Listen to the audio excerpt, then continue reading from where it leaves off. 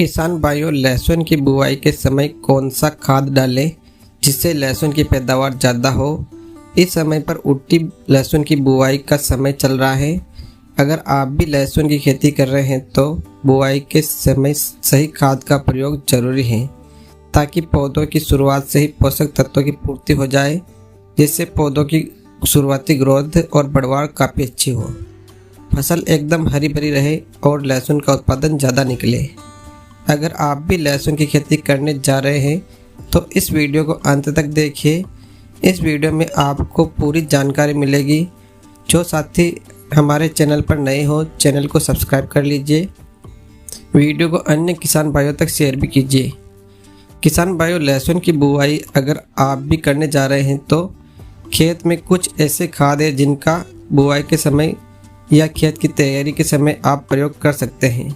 किसान भाइयों, शुरुआत में पौधों में मुख्य रूप से नाइट्रोजन, फास्फोरस, पोटास और सल्फर की सबसे ज़्यादा आवश्यकता होती है।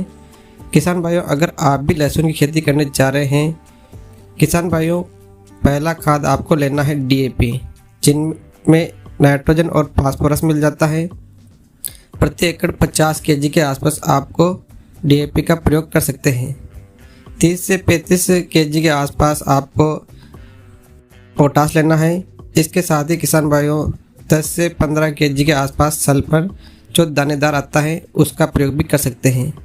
अगर आप सल्फर नहीं दे रहे हैं तो आप सिंगल सुपर फास्फेट का प्रयोग भी कर सकते हैं। एक बैग प्रति एकड़ के हिसाब से किसान भाइयों आपको लेना है।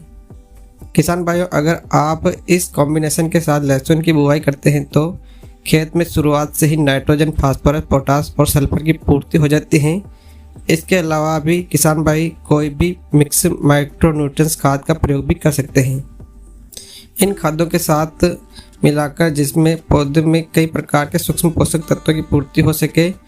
किसान भाइयों, अगर आप के खेत में छोटे छोटे रस चूसक कीट, जड़ों काटने वाले कीट लगते हैं तो शुरुआत में ही आपको कोई भी बढ़िया सा दानेदार कीटनाशक प्रयोग कर सकते हैं, जिससे लहसुन का अंकुरण अच्छे से हो।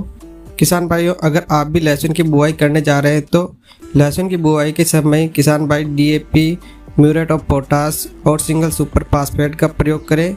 उसके बाद ही आप लहसुन की बोनी करें। इन खाद्यों का प्रयोग करने के बाद कूली लगाकर, पाटा लगाकर, क्यारा डालने के बाद किसान भाई लहसुन की बुआई कर सकते हैं, जिससे लहसुन की शुरुआत में ही इन चारों तत्वों की पूर्ति हो जाती है, जिससे फसल की शुरुआती बढ़वार ग्रोथ काफ़ी अच्छी होती है। पौधा तेज़ी से विकसित होता है, पौधे में पीलापन नहीं आता है और किसान भाइयों लहसुन की फसल में बम्पर उत्पादन देखने को मिलता है।